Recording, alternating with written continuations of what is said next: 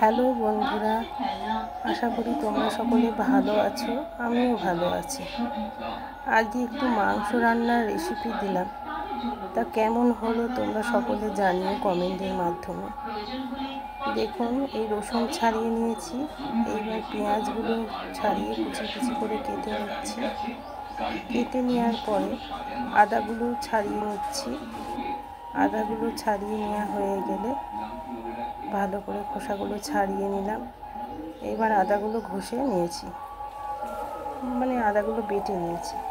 তারপরে আলুগুলো তেলের উপরে দিয়ে দিলাম, হলুদ নুন দিয়ে ভাজছি। ভালো করে ভাজা হয়ে গেল আলুগুলো থালার উপরে তুলে নিলাম। তুলে নেওয়ার পরে তেলের উপরে পেঁয়াজ দিয়ে দিলাম। পেঁয়াজগুলো দেওয়ার পরে একটু খুন্তি দিয়ে নেড়ে নেড়ে ভাজা ভাজা করে দিচ্ছি।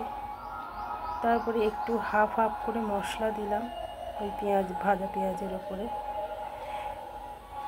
দিয়ে একটু নাড়াচাড়া করে নিলাম। নাড়াচাড়ার করে মাংসটা দিয়ে দিলাম। মাংসটা হলুদ আর নুন দিয়ে ম্যারিনেট করে রেখেছিলাম। অন্যদিন মশলা দিয়ে ম্যারিনেট করি, আজকে আর করিনি।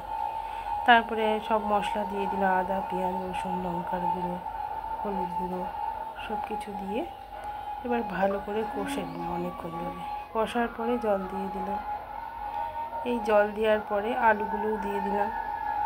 আলুগুলো দিয়ে জলটা দিয়ে কিছুক্ষণ রাখার পরে যখন দেখছি সেদ্ধ হয়ে গেছে আলুগুলো, তারপরে একটু গরম মশলা দিয়ে দিলাম, শাহি গরম মশলা। তারপরে হয়ে গেছে। এইবার বাটিতে একটু মাংস তুলে আমার মেয়েকে দিচ্ছি। এবার মেয়ে বলবে কেমন হয়েছে। দেখুন, মেয়ে গরমের জ্বালায় হাত দিতে পারছে না।